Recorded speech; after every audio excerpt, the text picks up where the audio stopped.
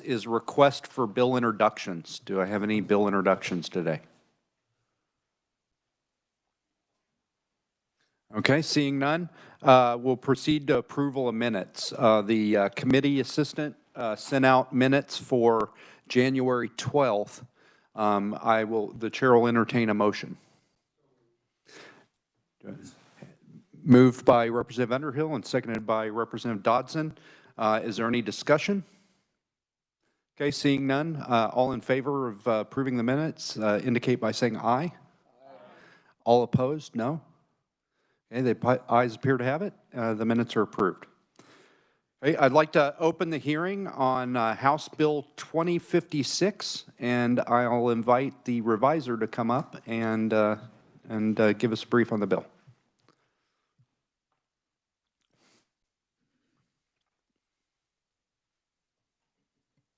Mr. Chairman, members of the committee, this is another very short bill, but by the number of people that want to testify, you can see it's not uncontroversial. So anyway, short version of the bill is that it would provide that the advance voting ballots, if they're in the mail, would have to be received by 7 p.m. on Election Day. Currently, it provides that if they're in the mail on the third day following the date of the election, they're counted. This past election season, because of a holiday, it actually added a day, I believe, because of the national holiday. But anyway, if you've got questions, I'll try and answer them. You've got a lot of testimony ahead of you on this topic. Are there any questions for the reviser? Okay, seeing none, thank you, Mr. Heim. I'll call up Ms. Rudder, who will talk to us about some of the research that she's pulled up on this topic.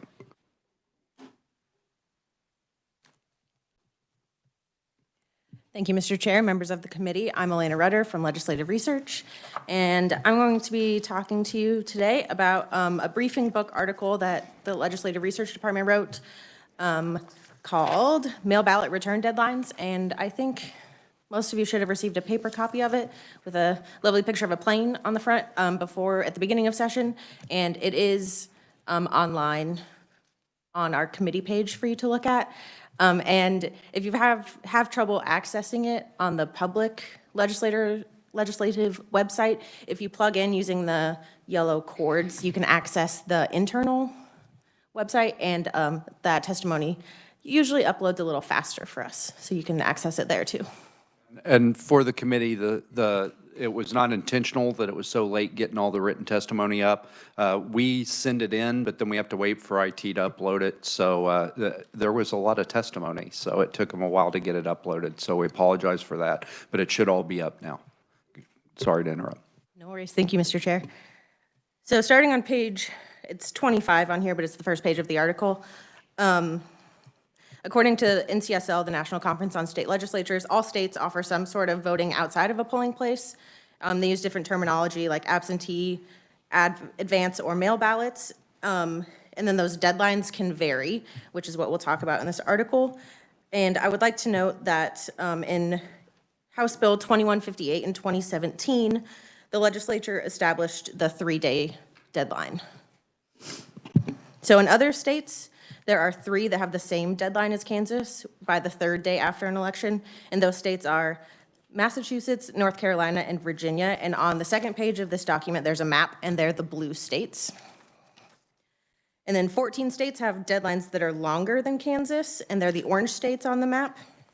And they can be anywhere from, like Nevada is 5 p.m. on the 4th day, and then Illinois is up to 14 days. And then there are also 3 states, North Dakota, Utah, and West Virginia, that allow mail ballots to be received before the canvass. And those states are also included in the orange on the map. And generally, all these states require the ballots to be postmarked on or before Election Day to be counted. And then there are 32 states that have deadlines that are shorter than Kansas, and this can include a certain time on Election Day, the day after an election, or the second day after an election. And I think of these 32 states, if I remember correctly, Texas is the only one that does after the election day, and it's 5 p.m. on a day after the election. All of the other ones are at a certain time on election day or when polls close. And then Washington doesn't specify a deadline as long as ballots are received with postmarks before the day of the election. So any of them they receive after that are counted. And I would be happy to take any questions. Are there any questions for our researcher? Okay, seeing none, thank you very much. Okay, so we have a large number of conferees today, either in person or on WebEx. So in order to stay within our allotted time, I'm going to ask everybody to keep your comments to 3 minutes. You can, so that we have plenty of time for questions. The way we'll do this, we'll do the proponent live testimony, and then I'll stop for questions for the proponents. We'll do all the opponents in person and on WebEx, ask for questions, and then we'll do the neutral testimony at the end. Sorry, Mr. Barker. And ask for questions there. So with that out of the way, I believe that we have Madeline Melissa online on WebEx. Are you there? Yes, I am, Mr. Chairman. Thank you. Can you hear me? Yep, please go ahead. Very good. Thank you. Chairman Proctor and honorable members of the committee, my name is Madeline, and I'm a visiting fellow at the Opportunity Solutions Project.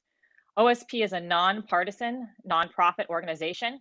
We work in more than 40 states across the country with one clear goal, that is to help more people achieve the American dream. I appreciate the opportunity to speak today in support of HB 2056. Kansas voters are passionate about the fundamental right that we all have as Americans to vote and participate in our democratic process. They don't want loopholes or weaknesses in the design of elections to threaten that right. HB 2056 will ensure that Election Day is Election Day in Kansas. Under current law, mail-in ballots can be received 3 days after the election. This is problematic for several reasons.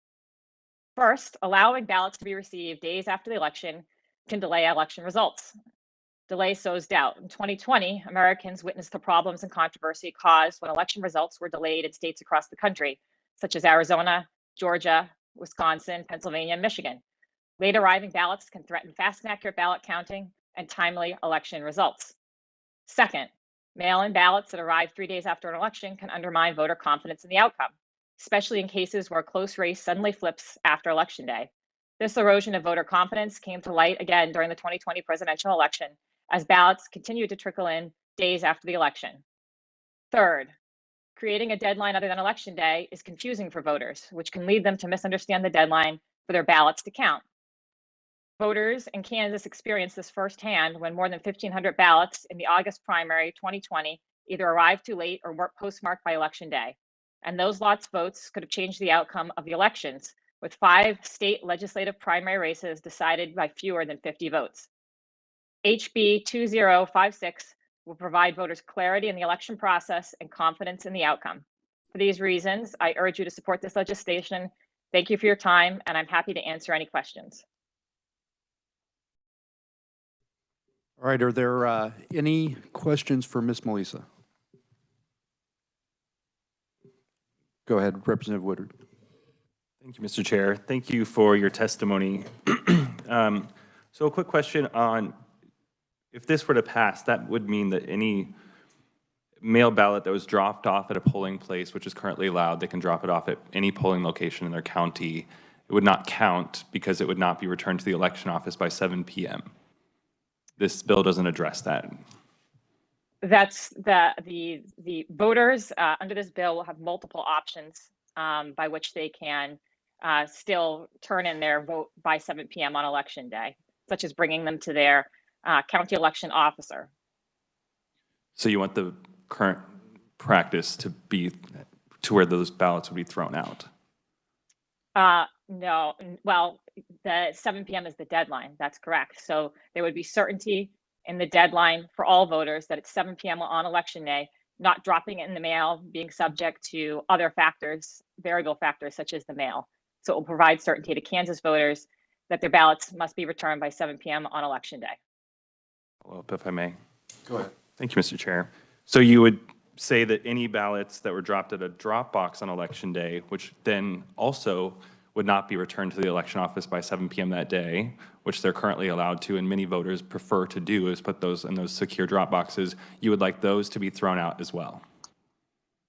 I'm not saying that any ballot should be thrown out. I'm saying that the deadline should be 7 p.m. And if I may, pick up on where the last witness left off, a majority of states do this, both red states and blue states across this country, including President Biden's home state of Delaware and some of your neighbors in your region, such as Missouri, Nebraska, Oklahoma, and 31 other states.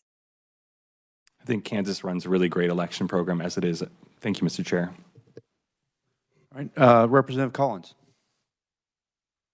Thank you, Mr. Chair. I think you mentioned something about, I don't know your exact words, but about the mail being, there's being a big variable, if a person mails a ballot. And I've seen mail, I have mail going to a neighboring town from where I live that sometimes takes a week. And so if, say, a person mailed their ballot a week before the election and and it got postmarked that day, but for some reason it wasn't delivered to the election office till the day after the election, you said that should be thrown out? Again, I'm saying that 7 p.m. on election day gives voters a deadline by which it's certain that their votes will count. So should a voter decide they don't want to use that variable, they have multiple other options. They could vote in person, advanced early in person. They could also drop it off at a precinct, or they have the opportunity to give it to a family member or another trusted individual to deliver it by 7 p.m. on election day. All right, thank you. Thank you, Mr. Chair. Any other questions? Okay, seeing none, we'll move on to opponent testimony. Thank you very much, Ms. Melissa. So our first, before I do that, I want to point out that we have proponent written testimony from former Representative Keith Esau, who used to be the chair of this committee, which is online for you to look at. Well, before I move on to opponents, is there anybody else wishing to speak as a proponent? Okay, seeing none, we'll move on to opponent testimony. Our first conferee is Stacy Knoll. I'm sorry if I mispronounced your last name.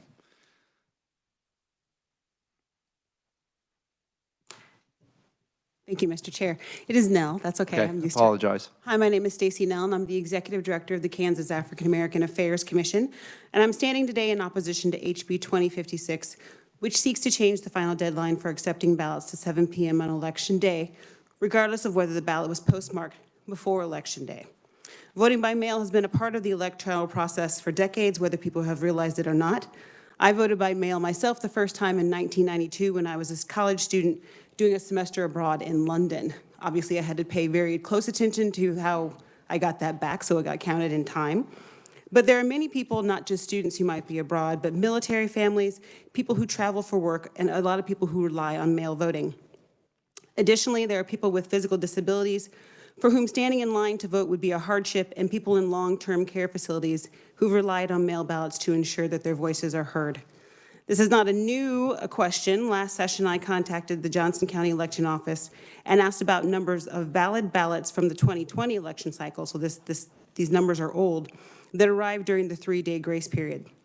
All the ballots had been clearly postmarked before Election Day, and for whatever reason, they arrived after 7 p.m. on Election Day. The official count was 1,478 ballots that arrived after 7 p.m. on Election Day.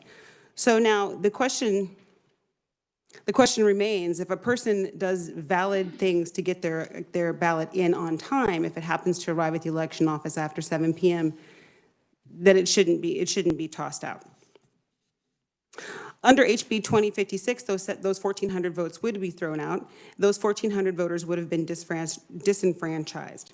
Now, I was present last year for hearings on similar bills that required the use of the United States Postal Service for returning an advance ballot. And someone just mentioned it. I was surprised to learn how many, I live in Johnson County, so my mail comes pretty quickly. But I was surprised to learn how many rural voters this would impact because their mail often goes out of state before it comes back in. And so I just think having that 3-day buffer period, I know there was much discussion to have that 3 days set in place. I think it's very reasonable. 14 days seemed a lot, but I think 3 days is extremely reasonable to have the grace period for ballots. So thank you. Our next conferee is Ann Ma.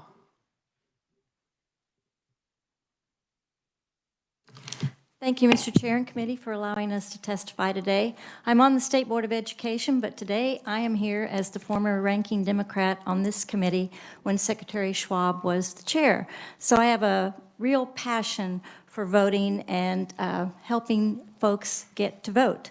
I want to begin my comments by directing you to the end of my testimony, where I show when House Bill 2158 was passed in 2018 that moved the reception date back to Friday, it passed nearly unanimously, 40-0 in the Senate, 123-1 in the House, which tells you that at one time, everybody under this dome understood the importance of helping everyone vote who was eligible. That was kind of before the big lie infected a lot of things in 2020. And since then, we've had a spate of voter suppression bills, of which this is one. I want to turn your attention to, the reason 2158 passed was it just made common sense. We knew that folks always thought before then, if I just get my ballot in the mail by Election Day, it will get counted. They had no idea their ballots were being thrown out. And in Shawnee County, we had more than 200 received in 2020 and almost 300 this past November in that 3-day window. I remember when this committee used to be concerned there would be even one fraudulent vote, but now we're talking about throwing out thousands and meh, So this does not help secure elections. This creates fraud. As was mentioned, sometimes it does take 7 days. I live in Topeka. My mail goes to Kansas City, Missouri. Mail is sent to Nebraska and back. And who can forget in 2020 and still today, the U.S. Postal Service was such a mess, you did not know when your ballot would be received. And today, if we move this back to Election Day, you're still going to be trying to guess how many days ahead of Election Day do I have to get my ballot in the mail so it will get there by Election Day. And as was mentioned, a lot of folks, it's just not possible for them to get out and physically drop their ballot off at the post office or at the election office. And we don't need to be playing mail roulette with our elections. So, and it is a misstatement, as one of the previous witnesses said, that any election was flipped after Election Day, because an election is not decided until all the legitimate ballots are counted. I think when you see the number of folks who are opposed to this bill, that will tell you all you need to know about this bill. We can have safe and fair elections, and we can treat people fairly by keeping our reception date at the Friday after the election, and I hope you will reject this bill. Thank you so much. Thank you. Our next conferee is Nate Madden.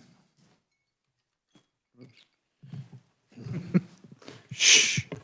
Good afternoon, Mr. Chair and committee members. I'm Dr. Nathan Madden with the Health Forward Foundation. We're a public foundation in Kansas City, Missouri, but we serve people in Wyandotte, Johnson, and Allen counties. Our position is testifying in opposition to HB 2056 for a variety of reasons, but first among them is this bill unnecessarily creates additional hardships and barriers to regular, hardworking Kansans, and it will impact their livelihood and well-being. We know for a fact that voting has an impact on health. The American Medical Association this year declared it a social determinant of health, voting rights and access.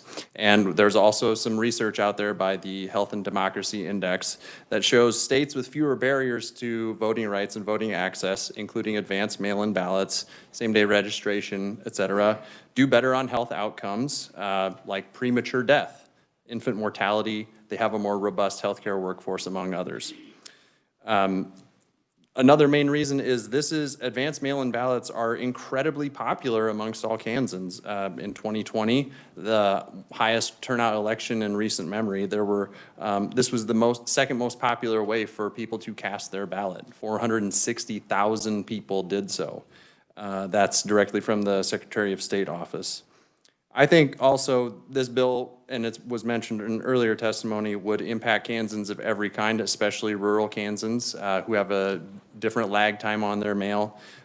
It also would just give them fewer options if you have issues with transportation, if you're caring for young children, sick or elderly adults, or your job obligations. And there is also another layer to this. There is a strong body of research that shows states with more restrictive access to the polls have longer wait times at the polls, specifically affecting communities of color. So this would have a disproportionate impact on them. In conclusion, we would like to reiterate our opposition to HB 2056. Instead, we would actually encourage legislators to seek out ways to be more inclusive in their policies to increase voter turnout and civic engagement. Thank you for the opportunity to provide testimony, and I'm happy to stand for questions at the appropriate time. Thank you. Our next conferee is Mike Burgess.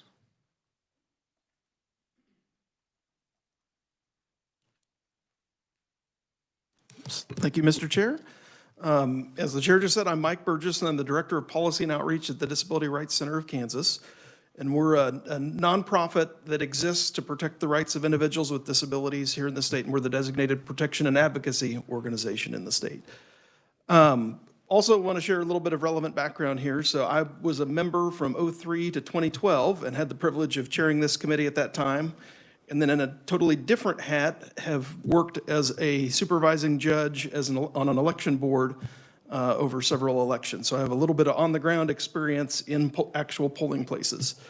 So I bring all of that to the table today to talk about this particular bill and want to share some of the impacts to individuals with disabilities. And that isn't, for some of us, that may not be something we ever think about.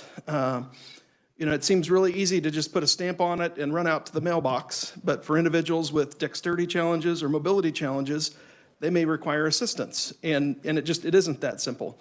And as the representative just mentioned earlier today, you know, mail times with all the mail centers closing, that impacts when people receive their ballots and then in turn how soon they have to send them back. So it isn't just as simple as you might think when you're first looking at this, you know, that election day ought to be election day. One of the good things though here in Kansas is our universe is a lot smaller than in some of those states that seem to have a lot more turnover after election or bigger changes in the election results because fewer people, or there aren't that many ballots that aren't counted. We know who that is, and it's a pretty finite universe. So that's a benefit of a Kansas process that we have. So further, I kind of talked a little bit about the challenges of the getting to the mailbox, but there's a lot of people who use permanent advance, people with disabilities with that, and that is a great tool. But I don't want you to think that that's how all people with disabilities vote. There are a lot of people with disabilities who are very proud of going on election day and voting in person. But some require a ride, and often, you know, they're reliant upon other people. And if their person giving them a ride changes at the last minute, that creates a big issue in their world. And so having this 3 days, if they don't plan and sign up 20 days ahead of time to get their ballot, you know, this will definitely impact those folks as well. So anyways, that's, I want to urge you to oppose this for those reasons because of that impact to individuals with disabilities, and would be happy to stand for questions at the appropriate time. Thank you. Our next conferee is Seal King. In person today. Thank you. All right, thank you. I appreciate being able to be here. I'm Seal King with the League of Women Voters, and we are opposing 2056, and for many of the reasons that people have already mentioned today. It's been less than 6 years since the extension to receive mail ballots that had been postmarked by Election Day. And that original extension was the request of the Secretary of State's office and the Kansas County Clerk, because they saw that the 2011 and 2012 changes in the USPS processing was disenfranchising thousands of unsuspecting voters. And voters of all political parties like to be able to sit at their kitchen table and review those candidates who they're not familiar with and understand who they're actually voting for. Not only was the 2011 and 2012 changes to USPS, But there was another change last year, in 2021. The USPS changes on October 1 of 2021 expected roughly 40% of first-class mail is subject to an adjusted standard is 1 to 2 days longer than it was even before last fall. And as a reminder, the testimony from 2017, Representative Vic Miller testified, but then also Brian Caskey with the Director of Elections at the Kansas Secretary of State's office. And he was saying that United States Postal Service has decreased the number of locations that process mail in the state of Kansas, and thus we needed more time to allow ballots to come in. And Mara Jarnes, my predecessor at the League of Women Voters, also testified against it. And Jamie Shue from the Douglas County Clerk's Office testified, saying as one step in attempting to respond to the challenges presented with the new postal process, states are being encouraged to consider legislation which meets the reality of the new delivery system. And this was from the Postal Service. In 2011, 2012, the U.S. Postal Service was started implementing reforms which reduced the number of mailing processing centers, limited weekend processing, and routed mail to large regional centers. So not only have the number of days increased, but because there's little mail processing on Fridays and almost none on Saturdays, that a ballot going into the mail on Friday will not even start to be processed until Monday. So those coming in on Thursday, Friday probably won't get to the election office until Wednesday of the next week. So those are my main points. I do have some links there if you want to see the reports from the USPS, their maps and their dockets and quarterly performance. And so if you're interested in researching those, that's all there for you. And I'm happy to stand for questions when it's appropriate. Thank you very much. Our next conferee, and I apologize if I screw up your name, is Reja Nazir.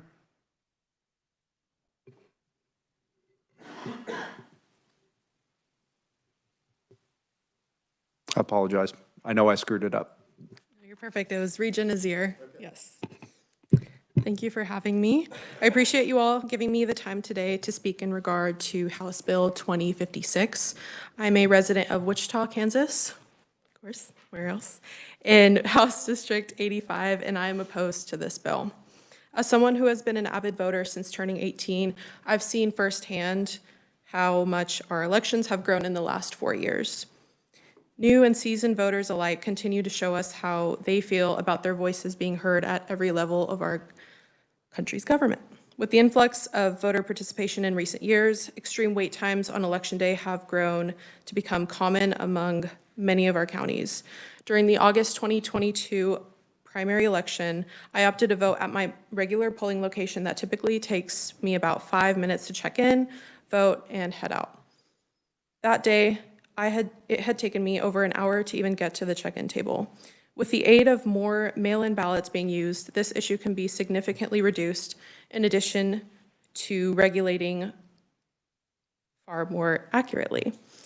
The grace period of these mail-in ballots allows voters to have an equal opportunity and right to their vote as those waiting in line, as well as diluting the issue of excessive lines on Election Day. But I don't need to tell you this. Mail-in ballots have been a verified method of our elections for decades. However, the uncertainty being put into the minds of voters about the integrity of their mail-in ballots is causing an even larger issue than necessary. With a change of this magnitude, thousands of voters would have their rights disregarded simply due to their ballot's uncontrollable time of arrival. Since the beginning of the pandemic, our elections have been safe, secure, and valid due to the solid structure of our voting methods. During the August primary, the Mays Recreational Center had turned away over 100 voters who had been waiting in a line wrapped around the building for hours. I had seen it myself. To translate this to other methods of voting aside from Election Day, the outcasting of mail votes that have already been sent out would equate to pushing away in-person voters before 7 p.m. In summary, I ask you all to consider maintaining the integrity and uniformity of all voting methods and vote no to HB 2056. The contents of this bill will not only negatively impact mail voters, but those who will vote in person. Thank you for your time, and I hope you all consider your constituents who voted for you by mail when making your decision. I will gladly stand for questions when appropriate. Thank you very much.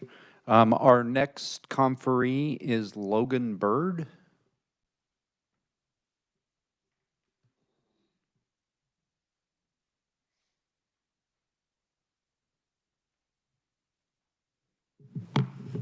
Hi, guys.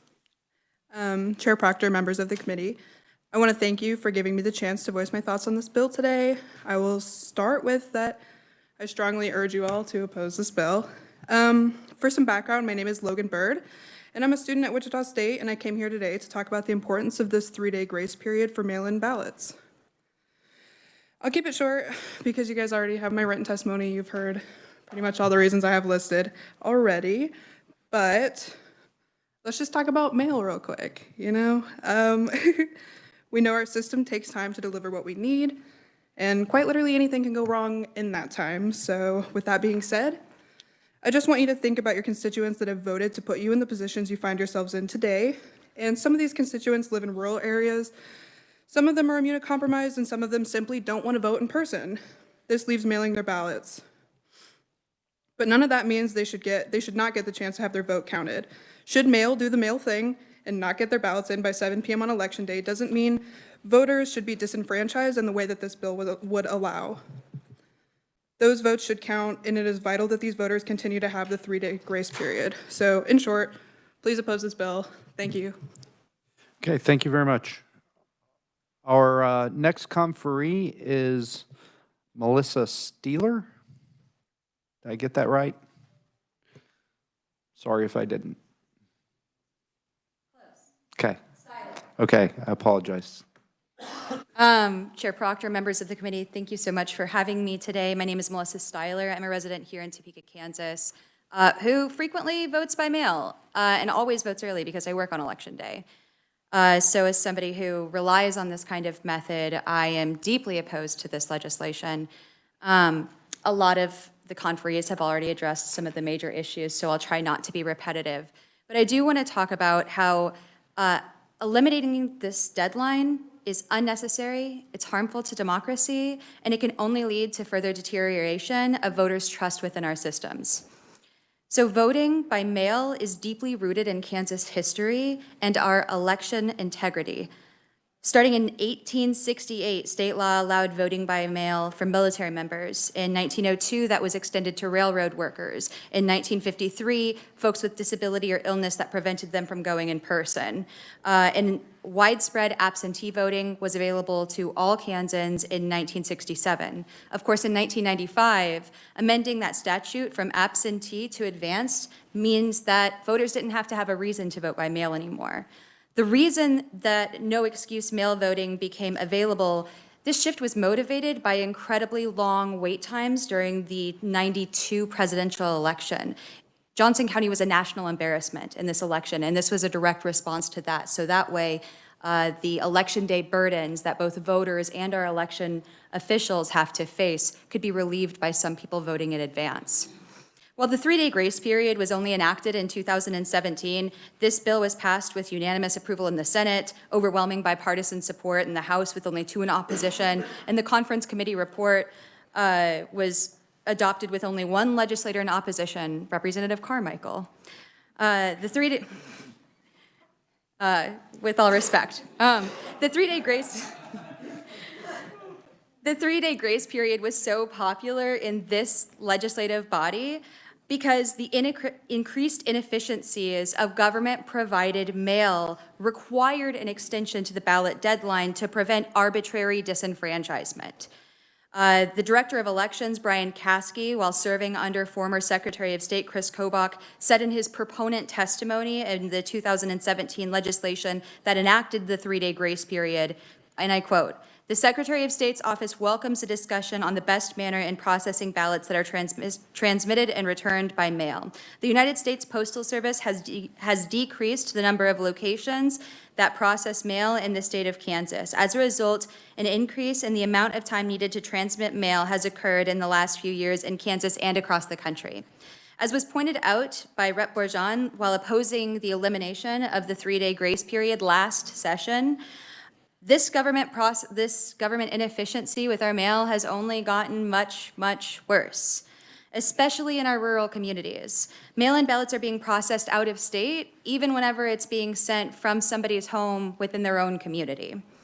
The 3-day grace period is more important now than it has ever been. Styler, time's up. I'm sorry. All right.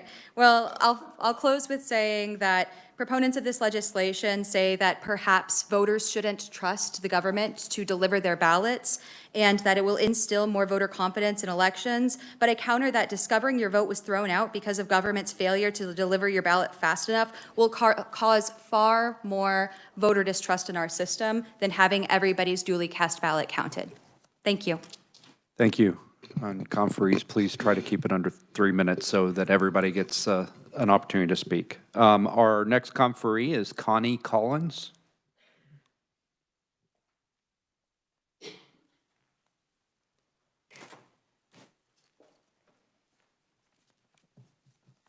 Thank you, Mr. Chairman, and thank you, House Elections Committee members. My name's Connie Brown Collins. I'm the founder and director of Voter Rights Network of Wyandotte County. I live in Kansas City, Kansas, in the Bethel-Wellborn community. We host regular meetings on voting rights and other pertinent issues with a number of participating organizations, both from Wyandotte and Johnson counties. I come before you today to strongly oppose HB 2056 that would abolish the 3-day grace period for mail-in ballots and limit their arrival to Election Day at 7 p.m. According to our Kansas Secretary of State, if these restrictions had been in place during the 2020 election, more than 32,000 ballots from eligible Kansas citizens would have been thrown out. Voting statistics reveal that 1 in 3 Kansans voted by mail in 2020. The Secretary of State and many others say that there's no evidence that voting by mail results in any significant fraud. As with in-person voting, the threat is small. A number of measures are already in place to ensure ballot security. There's strong bipartisan support, and has been, for keeping the 3-day grace period.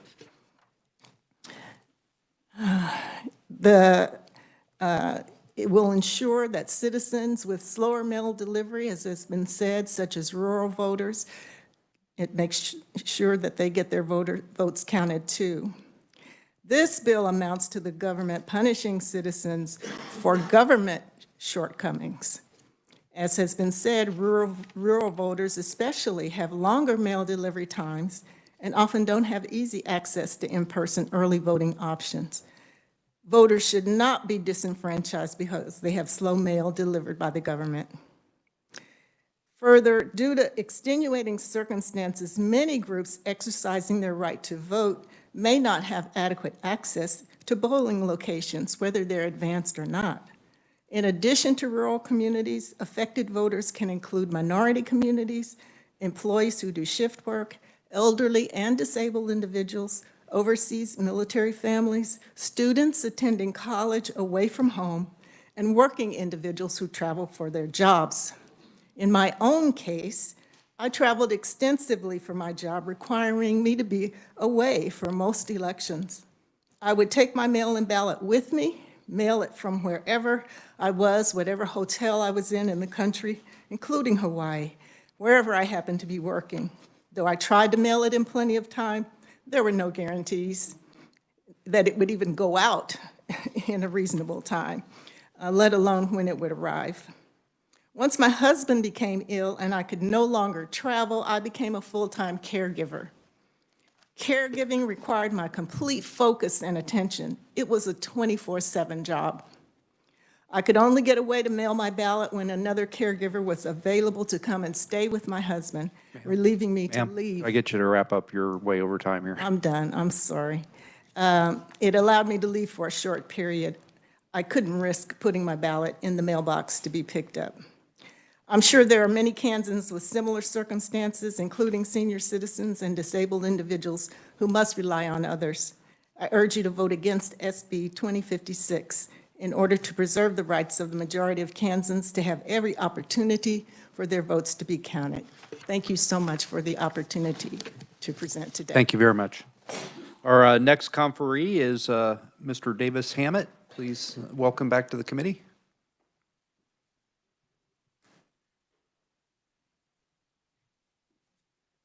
Thank you, Chairman Proctor.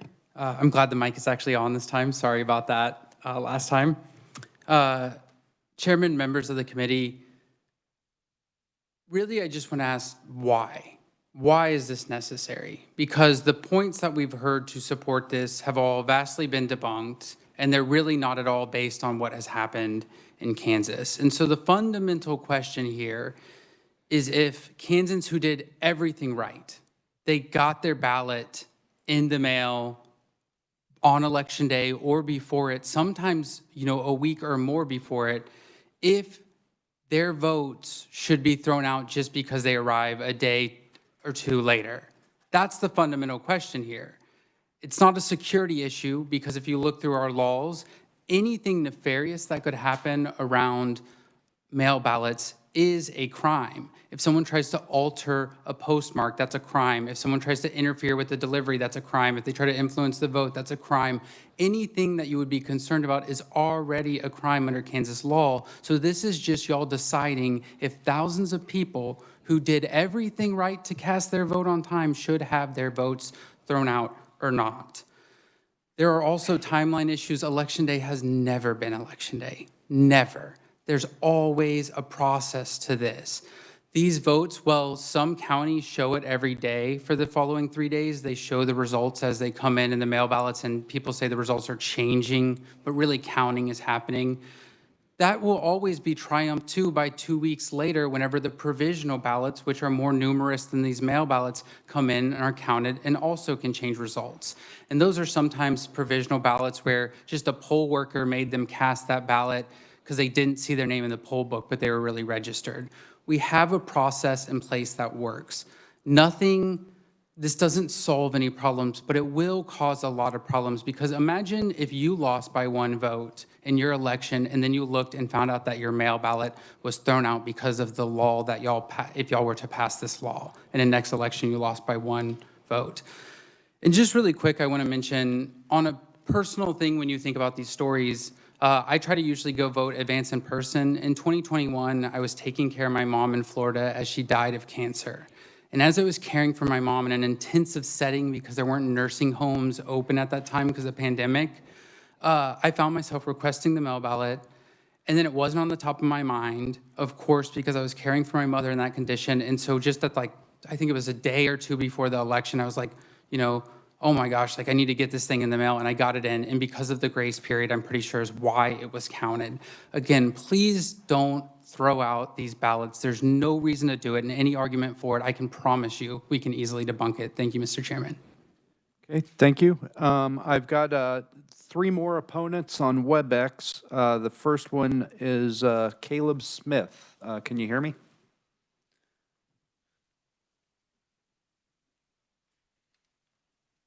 I can hear you. Can you see me? Yep, we got you. Go ahead. Excellent. Thank you so much. Members of the House Committee on Elections, my name is Caleb Smith. I'm a campaign director for Kansas Appleseed, and I'm a resident of a rural county, Crawford County. I'll try to keep this relatively short because a lot of my points have been taken up by a lot of the other conferees. But I just want to point out that Kansas Appleseed is opposing this bill, and we're opposing this because it begins a deadline for advanced mail ballots that's frankly not within voters' control, and it prioritizes the entertainment and sort of drama of election night coverage over the ability of all Kansans to have their voice heard as they exercise a fundamental right. And worse yet, as has been mentioned before, this is an empty gesture that doesn't really address that votes are not really finalized for weeks after Election Day. Votes aren't finalized, or vote counts are not finalized until county county's canvas, and the state certifies weeks later, oftentimes in December. Every Kansan who cast a vote just deserves to have that vote counted, not just because it's the right thing to do, but because barriers to the ballot box just further health inequalities and are linked to all sorts of bad things in society. They're linked to limited accessibility of healthcare, less secure housing, less nutritious food, lower quality education, fewer jobs, and even less freedom from crime and discrimination. Frankly, there's something there for everyone to want to get behind supporting greater access to voter rights. Even minor postal delivery disruptions could put thousands of Kansans at risk of having their votes discarded because of just business delays, inclement weather, or just other events outside of their control, especially in rural zones like me here in Crawford County, or just voters with disabilities who are more likely to utilize mail-in advance ballots already and are therefore more likely to be disenfranchised by arbitrary laws such as this one would be. And this isn't a hypothetical doomsday speculation. As has been pointed out several times, if this bill were in place during the 2020 election, over 32,000 voters would not have had their voices heard through no fault of their own. So just to sum up, there's no governmental need for vote counts to be finalized on election day, and this practice does nothing to make elections more accurate or more secure. And frankly, Kansans should not have to sacrifice their fundamental rights to make election night coverage more entertaining. For all these reasons, we are opposing HB 2056, and I'd be happy to answer questions at the appropriate time. Okay, thank you very much. Our next conferee is also online, Jay Moyer. I hope I didn't screw that name up. No, you did it perfectly. Can you hear me? Yes, I can. Go ahead. Okay, good. Chair Proctor and members of the House Elections Committee, I'd first like to start by thanking you by giving me the time and opportunity to testify today. My name is Jay Moyer, and I am here representing Mainstream Coalition, who opposes HB 2056, which would require advance voting ballots be returned by 7 p.m. on Election Day. We know that voting by mail is safe and it's effective. It's a great way for Kansans to cast their ballots. In 2022, 41% of Kansas voters cast their ballots by mail. And 2 years before that, in 2020, 459,229 individuals returned advance by mail ballots, 32,000 of which were received within the 3-day grace period that this bill proposes to remove. Now, we know that there's no evidence that ballots were cast illegally, incorrectly, or without intent to cause fraud. But if this voter protection period didn't exist, those 32,000 ballots cast in 2020 would have had their vote disqualified for no valid reason whatsoever. There are infinite reasons why a ballot postmarked on or before Election Day may not be received by 7 p.m. This bill would throw those ballots out, even though the voter is in no way at fault. There's also no funding or strategy to educate voters about this policy change if this bill passes. And additionally, removing the 3-day voter protection period actually creates a double standard. It disenfranchises mail ballot voters and favors individuals who prefer to vote in person on Election Day. If you undermine the voices of those voters with this proposed legislation, you undermine the integrity of the fair elections process that you claim that this bill and yourselves so strongly advocate for. 6 years ago, this legislature chose to extend the amount of time that a mail ballot can be received. You said to voters, we understand how important your vote is. We will enact reasonable measures to make sure your voice and your vote are counted. HB 2056 is only a solution in search of a problem. It's a solution that would make it harder for eligible registered voters in Kansas to cast their ballots. Again, Mainstream Coalition please urges you to oppose HB 2056 in order to keep Kansas elections secure, fair, and accessible to all eligible registered voters. Thank you, and I would be willing to stand for questions at the appropriate time. All right, thank you very much. Our our final opponent is Aaron Woods online. Can you hear me? Yes, can you hear me? Yep, please go ahead. Okay. All right. Well, good afternoon, committee members. Thank you for this opportunity to testify on Bill HB 2056. My name is Erin Woods, and I'm from Leawood, Kansas. I'm here today as a Kansas citizen who cares about voting rights, and especially the voting rights of young Kansans who I hope will become lifelong voters. In my testimony today, I'm hopeful you will gain additional insights into how this bill would disenfranchise many college voters. With my work on PTA, I've volunteered at our high school to help 18-year-olds register to vote, and I've generally been a cheerleader among my friends to encourage them to vote in every election and to encourage their young adults to vote as well. Because of this, my friends often rely upon me as a resource when they have questions about voting. And many of those questions I receive are from college kids worried about their ballot arriving on time. I just want to share with you some of the situations that they run into. Basically, we've got your simple mail delays on the outgoing side, incoming side, or both. A typo that occurred in the zip code that caused the ballot to initially go to another part of the country. A typo in the address included on the advanced ballot application that the election office did catch, but they had to take time to follow up with the student.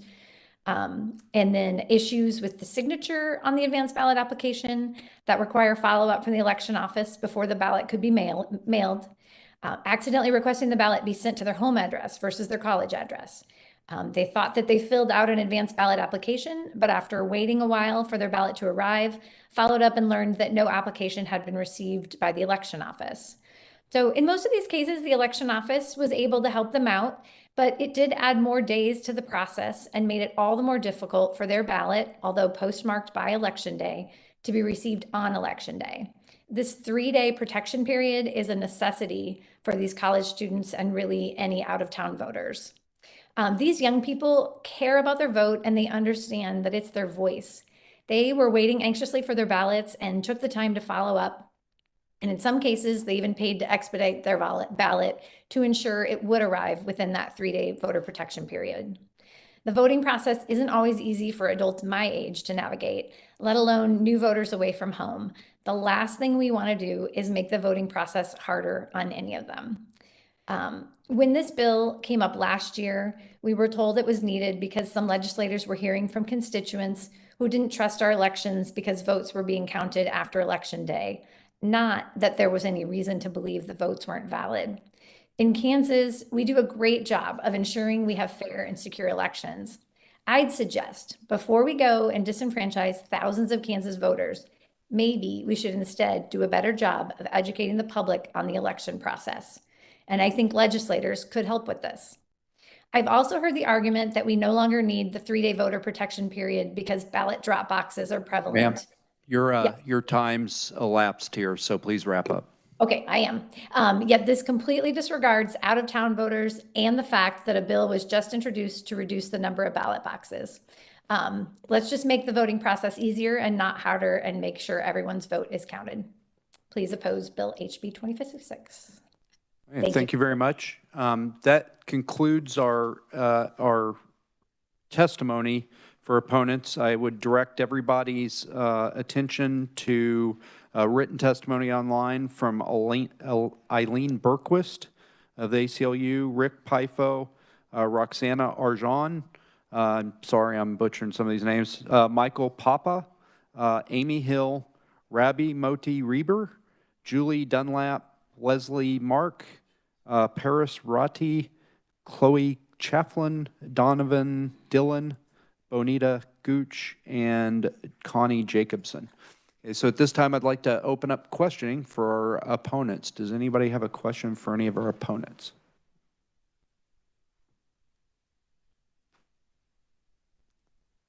All right. Yeah, please go ahead, Representative Howerton.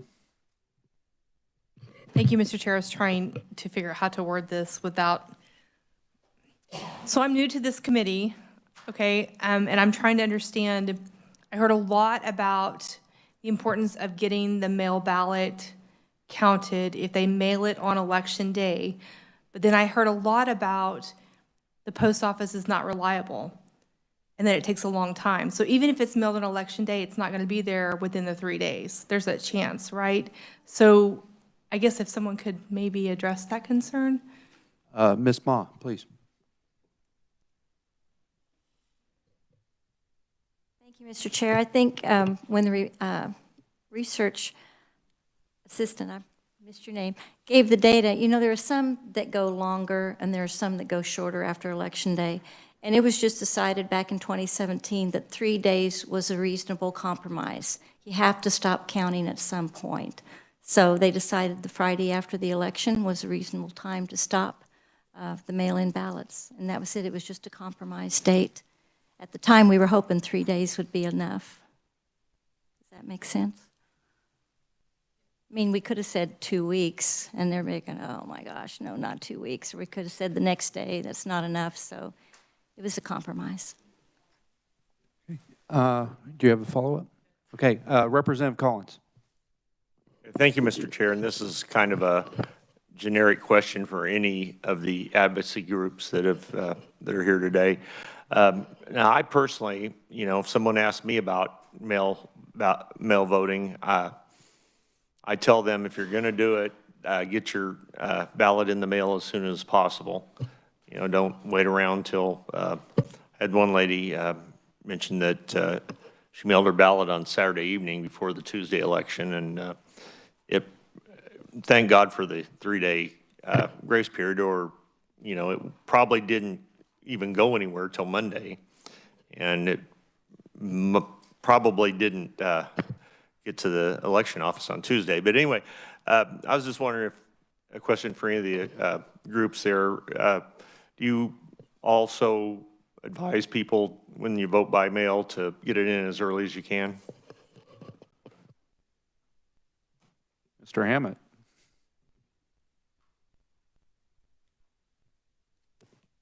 Yes, is the short answer. And actually, I've worked with, even in 2020, when a lot of people were voting by mail for the first time, helped produce a video explaining that. And we actually recommend, if you're able to, try to mail it back a week before Election Day.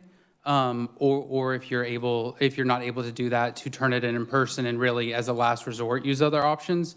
So again, this is sort of about, you want to make sure that as many people get it in, you know, as efficiently and as, I guess, quickly as possible, right? But so we definitely recommend people to send it back earlier, and we've worked with college students, I think, as someone else giving commentary, Aaron Woods, was mentioning, where there's also workarounds where people weren't able to get it in time. Like college students will recommend they use UPS or FedEx to actually overnight it to make sure that it gets there on time, which is very expensive. But yeah, so we generally encourage people to get in as quickly as possible. And I will mention, although I understand UPS is getting better at this, but part of it was that historically Tuesday is sort of known as like a dead mail day in the post office, that's one of their slower sorting days. And that was part of the reason that this was developed to extend that. Okay, thank you for that. And I just want to say it's good to see you, or actually a real live person. I'm so used to seeing you on the screen. Thank you. All right, are there any other questions for our opponents?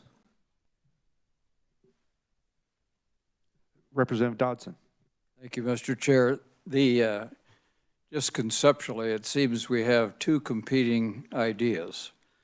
One is that we should all cast our vote on Election Day, regardless of means, whether we're in person or writing it on a ballot and mailing it in. The other one is that the ballots should all arrive on Election Day in preparation to be counted.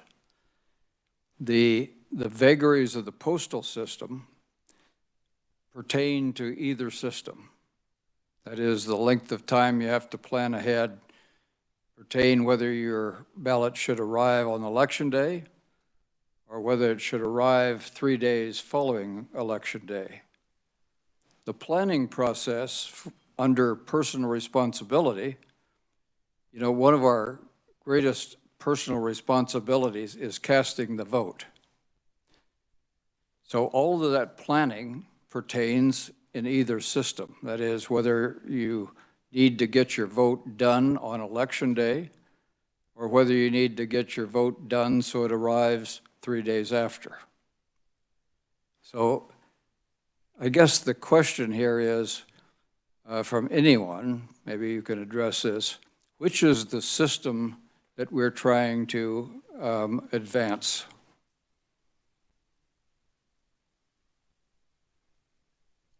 Would anybody like to take a shot at that? Here comes Mr. Please, Mr. Hammett, go ahead.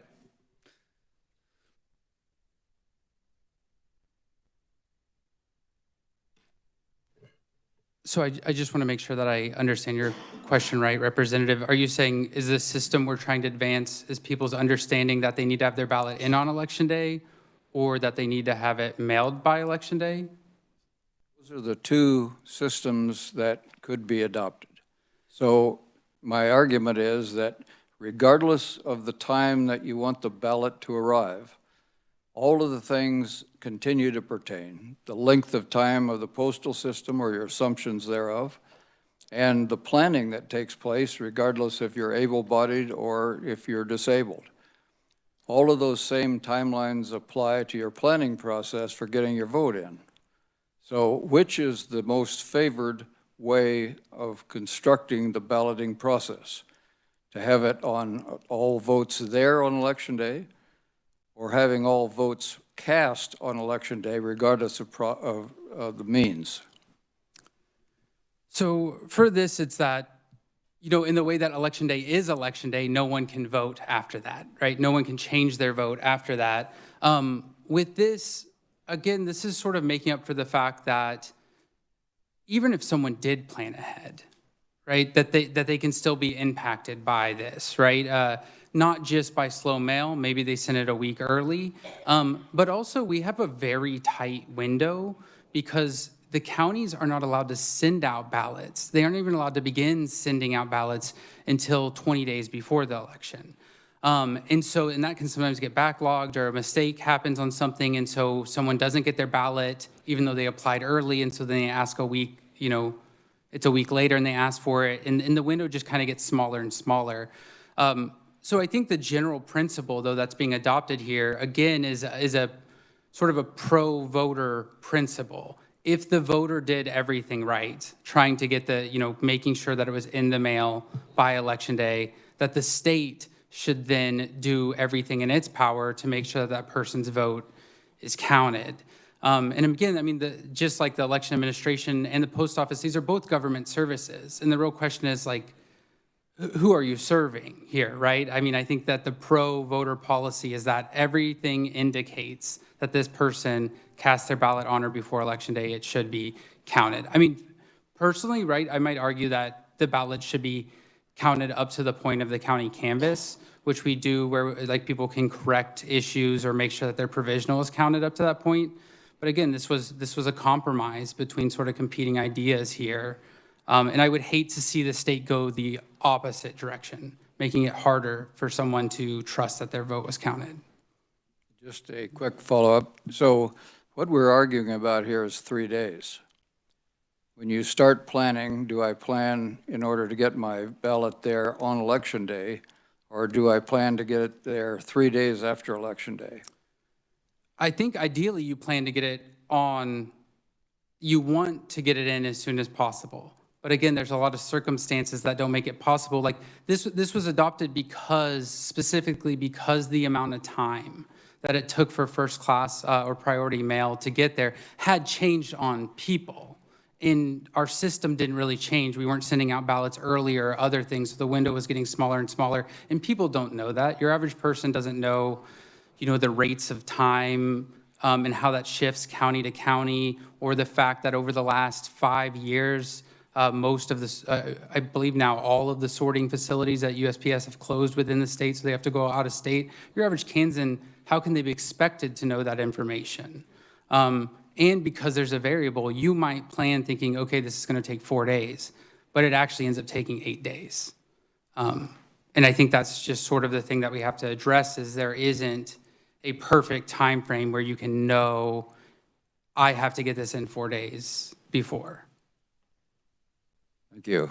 Okay, I want to clarify something you said here, since you're up there anyways. Actually two things. First, we heard on Tuesday during testimony on the runoff election that both the state and federal statute, we've got a state mirror statute that advanced voter ballots for military personnel have to be mailed out 45 days before the election, not in that 20-day window. And so I heard several people raise the idea of military voters. Well, me and the representative from Manhattan have probably in our day done a few of those votes from less desirable places, and they get them out 45 days before the election, so you've got that additional time. But the question that I wanted to ask also touches on what the representative just asked, which is, and you're up there. You're not the only person that said this, but several of the opponent conferees said 32,000 people would have been disenfranchised. Do you know what the number of ballots that used to come in after Election Day was back in 2016? So I know what's in the Secretary of State's office report. I will tell you, as someone who's been sort of obsessed with Kansas election numbers, because we have 105 counties that each conduct their own elections, they sort of adopt different standards of reporting. So I don't know if, like, I want to look into that number. I just saw that number that they're reporting. What is that number? I think they said around 1,500. Okay. But again, if you look to county on how they report, you'll see numbers that, you think that's what they're saying, but then you dig into it and the numbers are actually different because counties don't very specifically, except for in rare occasions, I think they said in 2016, they said to do this, track it this way. But again, that was also in the context where mail had not slowed down as much as it had today, which is why then Secretary Kobach supported these changes and other things. And on your comment on the UV Cava and international voters, not only do they get it 45 days before, but they sort of have a carve out where they can actually email back their ballots, right? Like, I didn't have that option when I was caring for my mother in Florida, in 2021. I didn't have that option to email it back, right? So also it's sort of not comparable because there's a special series of carve-outs to make sure that their votes count, that the average Kansan doesn't get the benefit of that. Thank you. Are there any other questions for our opponents? Okay, so I got a couple more. I apologize, but could I ask Ms. Ma to come back up? I've got a question for you. So you used the phrase voter suppression, saying that this bill, if we were to pass it, would be voter suppression. Is that what you said? I just want to make sure I didn't put words in your mouth. So we heard from research that 31 other states require that your advance ballot be in by Election Day. Are they all engaged in voter suppression? I believe so. Okay, thank you. That's what I wanted to ask. The other question I wanted to ask, if Jay Moyer is still online? Yes, I am here. So you said that in order for us to have secure, I think the words you used were secure, safe, and fair elections, that we needed to maintain this 3-day grace period. Is that what you said? Yes, that is part of what I said. Okay, so sort of the same question as I just asked Ms. Ma. So those 31 states don't have safe, secure, and fair elections because they don't allow ballots to continue to come in for 3 days? Well, so let me model this for you by starting with a question. Would you argue that voting by mail and having that vote count is the same as voting in person on Election Day? That if I vote by mail and have my ballot come in time, that vote should be counted just as much as a vote on Election Day if I were to go to my polling location? Would you say that those votes count equally? So when I'm not here in the legislature, I am a professor at Wichita State, so I'm going to do what professors do, and I'm going to answer your question with a question. So we'll just do you think that increasing voter confidence is a positive policy outcome, because we just heard from Mr. Hammett and several other conferees that people don't understand the voting process. And you can talk to other elections officials all you want and say that, well, the vote isn't official until the canvass. But when when John Q. Public or Jane Q. Public are watching TV and they thought that one candidate won on election night, and 3 days later somebody else has won, which I know of 2 instances of that in Johnson County with state representative candidates in 2020. So is there a positive policy outcome from this legislation, if we were to pass it, in that is going to be much less likely to happen and much less frequently? So I think the point that I'm trying to get at is, if I am voting is one of our rights that we have in America. That is one of the ways that we are called to participate in our democracy. And so my job as a voter is to make sure that I vote before 7 p.m. on election day. But if I vote before 7 p.m. on election day by sticking my ballot in the mail and making sure it's postmarked that way, or I go to my polling location, my vote is still going to count. So this is just about making sure that my vote as a voter counts. Now, if I see X, Y, and Z person that I didn't vote for wins their election in my district, and then I find out that even though I as a voter did everything that I could to make sure my vote counted and my voice was heard, yet my vote's not counted because, let's say, the mail system took too long, then that's also going to sow distrust from me in our election system. And so I think that this bill would just honestly make me feel less like I had an opportunity to make sure my vote counted and my voice was heard. And that's really at the bottom of what myself and many of the other conferees were trying to say, Representative, is that this is really just about making sure that voters have every option to have their voice counted, as long as they're doing it the way that our state says that they have their voice counted before 7 p.m. on election day. Okay, thank you very much. I appreciate that. And unless somebody's got a really burning question, do you have a question, Representative Howe? Yeah. Okay. That's why I'm trying to move along. Go ahead, Ranking Member. Just a very quick point of clarification, Mr. Chairman. You mentioned that there were 2 instances in 2020 in Johnson County where the outcome of a state representative race changed at the canvass. That was due to provisional ballots, not because of mail ballots. Thank you. Thank you for clarifying. Are there any other questions, or can we move on? Okay. I'm going to go ahead and move on to neutral testimony, and I've got Mr. Clay Barker from the Secretary of State's office. Thank you, Mr. Chair, members of the committee. The Secretary of State, as we are with most bills, is neutral on this. It's a policy decision for the legislature to make. Unlike the runoff bill that we discussed on Tuesday, we don't see any mechanical implications from this change. You either leave the 3 days or you take them away. And you've heard arguments both for and against it and asked questions. So I'm going to limit my comments to just some background information. So first of all, this change was made in 2017 because the Postal Service was slowing down. It was actually a 2-part change. One, it added 3 days beyond Election Day for ballots postmarked on Election Day they received. It also pushed back earlier in the process the deadline for counties to send out mail ballots. So people, they wouldn't be mailed on Friday before the election. Someone gets it Monday and it's too late. We've only therefore done this in 2018, 2020, and 2022. 2020 was COVID year. It's a little different, and 2022 primary was had the amendment, so the numbers were a little different. So what I'm about to tell you is our best estimate of the amount of people that this affects. Now, before I say that, you need to understand the system tracks when a mail ballot is processed. That means when the county verifies the signatures, checks it, and enters it into the system. That's not the same as when the ballot arrives. Sometimes a ballot could arrive on Monday or Election Day Tuesday, but it's not processed until Thursday because the county's so busy running the election.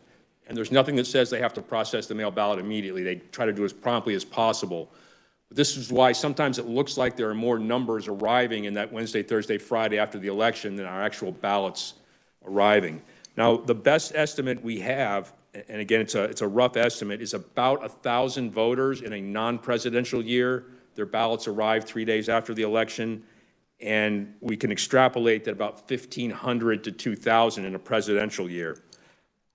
Of all the votes that are counted, about 97% are recorded on election night. That means people who voted on election day, mail ballots that had come in and been processed, and people who early voted, or early Wednesday morning when I say election night. About 0.25, or about 1/4% are mail ballots that arrive in the 3 days after election day.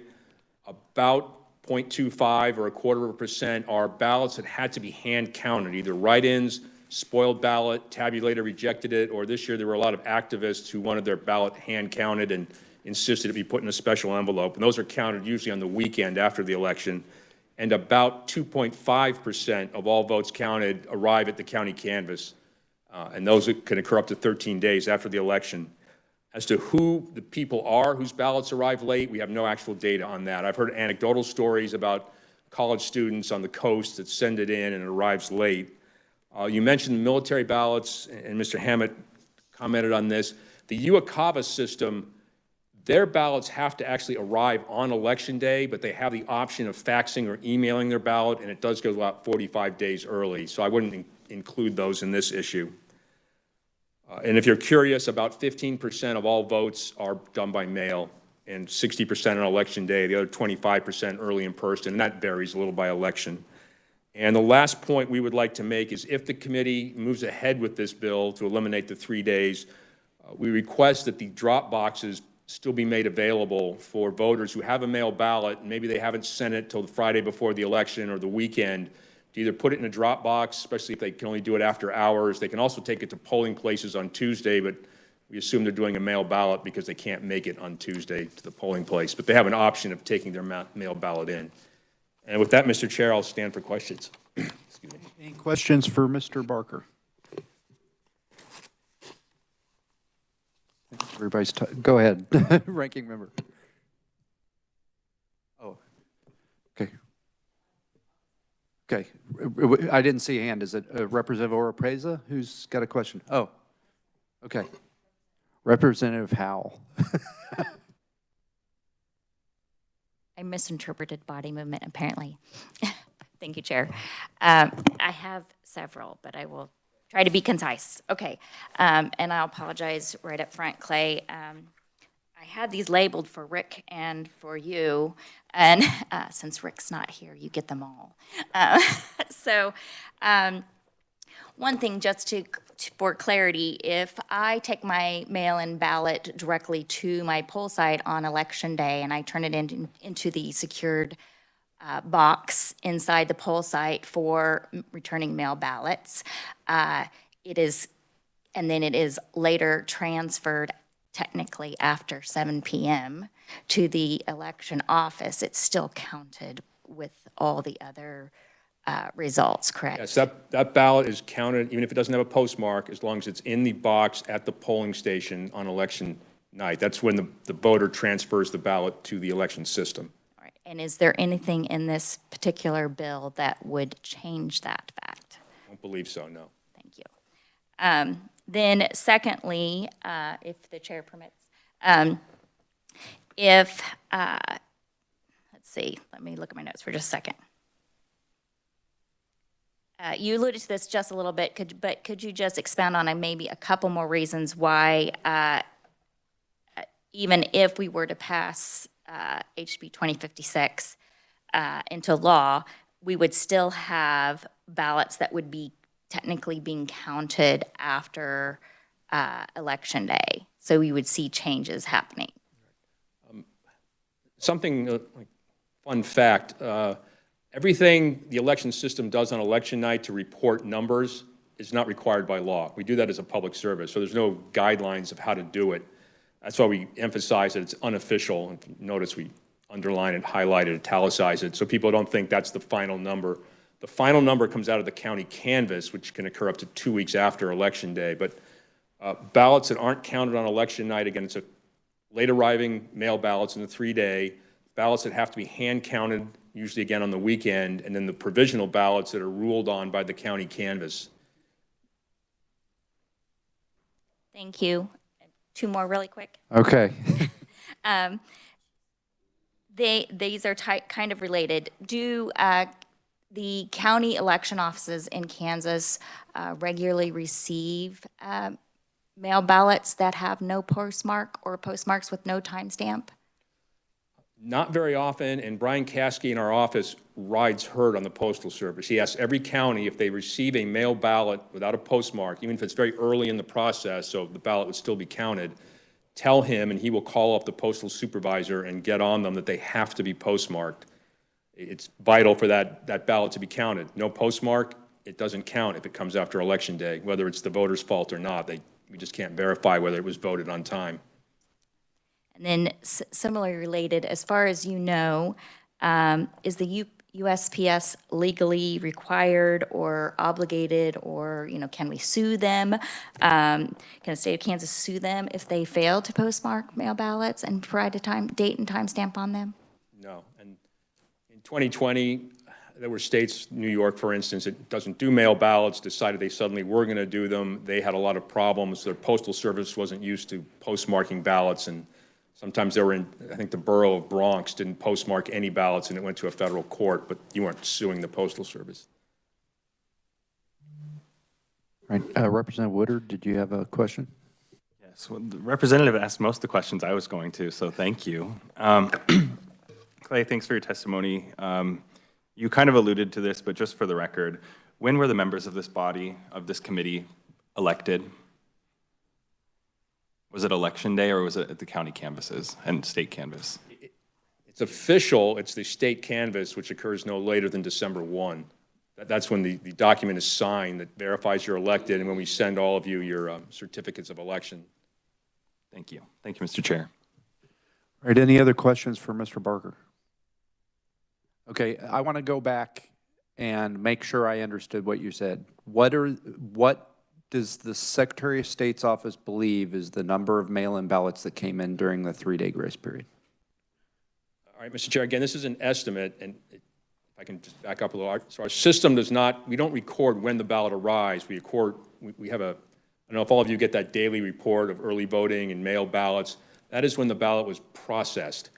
So after Election Day, it may seem like a lot of ballots show up on Wednesday.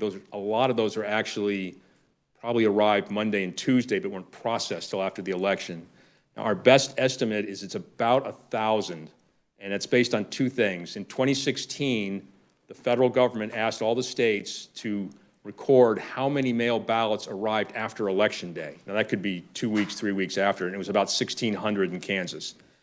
In 2022, this last election, you may remember the 3rd day or Friday was on Veterans Day, and according to the state counting statute, that meant it rolled over to Monday to be the 3rd day.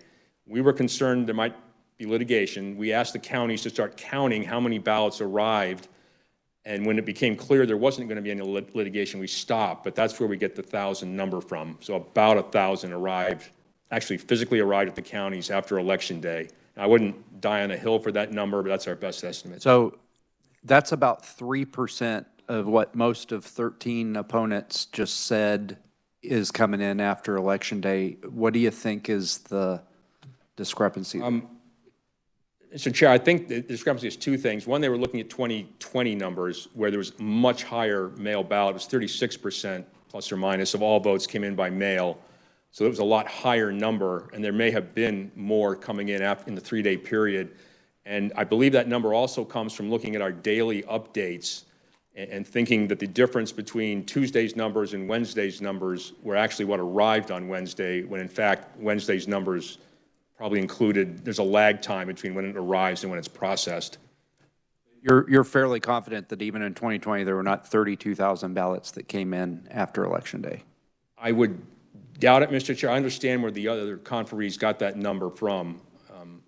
I just don't know for sure. I don't think it would be that high. Okay, and this is my final one, I promise. And I'll, so based on how many used to come in before this law and how many are coming in now, would you say it's safe to assume that people change their behavior based on when the deadline is? Mr. Chair, I'm always a little hesitant to talk about the reasons people do things and behavior. I do know the Postal Service has become much slower than in the past, and I believe people are getting used to that mail doesn't just, you send it and it arrives in 3 days. It's more like 5 to 7.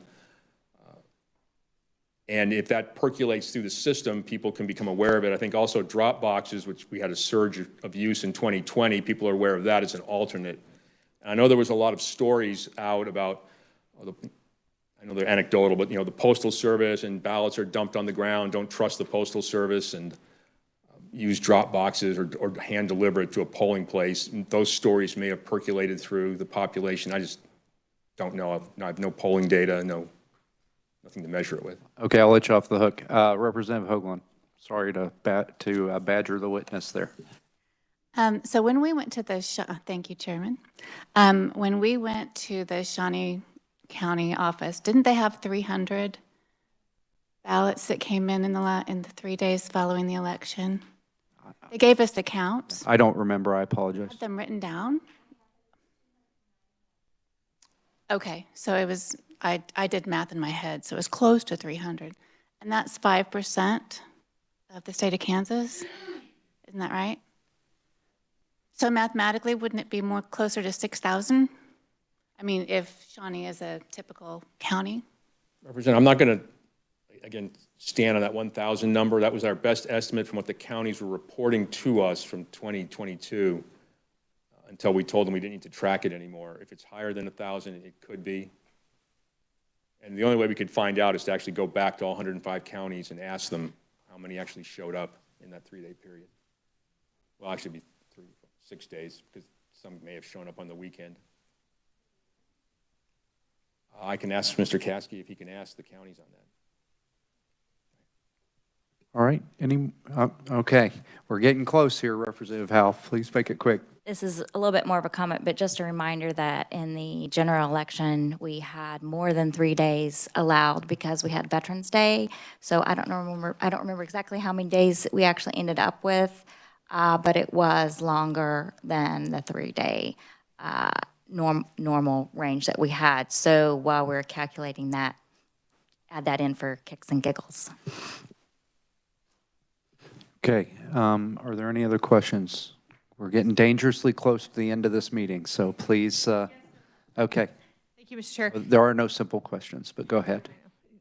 Does anyone count the ballots that come in after the 3 days?